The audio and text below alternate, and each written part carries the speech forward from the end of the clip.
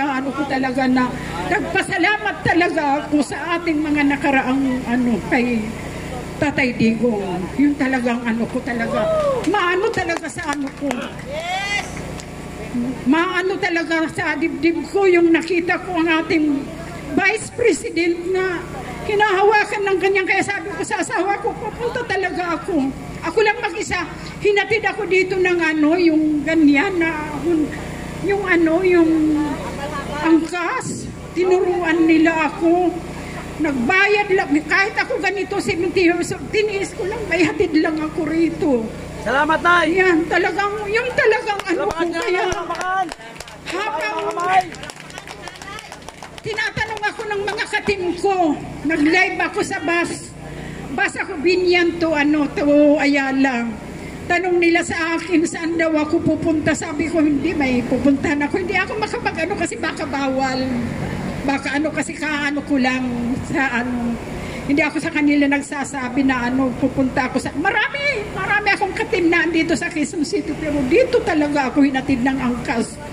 Kaya ako ngayon, proud ako. Hindi ko yan talagang hindi ko matiis na ginagano na ang vice natin. Ako ay marahin nun, kaya pasensya na kayo. Pasensya na kayo kung nagano ako. Talaga ipinaglabang ko. Talaga mahal na mahal ko talaga yan. Marami ang ating mga nakamtan na benefits.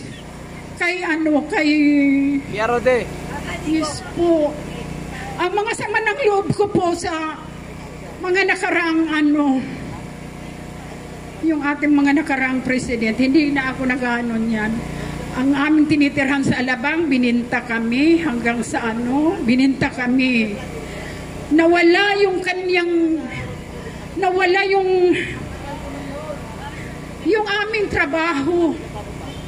Ngayon nawala na tayong regular na yung regular.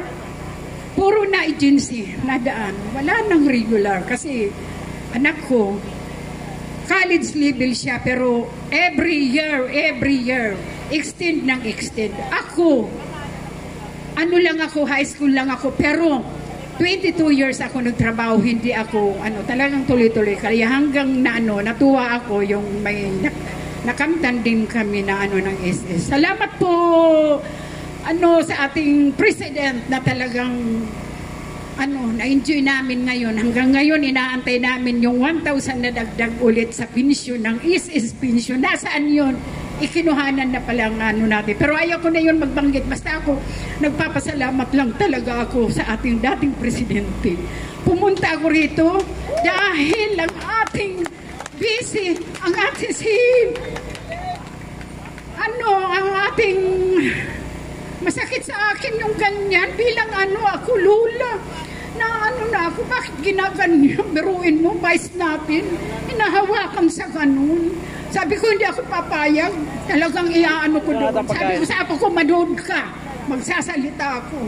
Talagang ko yun. Kaya, kakanta din ako ngayon ng pasasalamatan. Yes po, salamat po sa inyo. Para pasasalamat ko sa ating nakaraang kay palakihin. Say your appreciation with a gift of Nescafe Gold. Waray nun. Kababayan ko yung nagsisira kay yes po. Ay, mayroon pa pala akong sa inyo. Pero ito naman totoo. June, nauwi ako. Nakikita ko lagi yung mga bigas, ang dami, mga nakalagay pangalan. Sabi ko, punta sa airport ako. Ano yan? Yun. Ano yung bigas? Yung basta ang lagi, bigas. Sako-sako. Kalakalati. Sabi ko, ano yun? Laging bigas. Ano yun? Pwede ba kami umano dyan? Nagbibigay lagi. September umuwi din ako, doon din nagbigay din, bigas pa rin. Kaya yung mga ngayon salita nyo na totoo yun. Nangyari yun talaga. Kaya mga ka-team ko, team,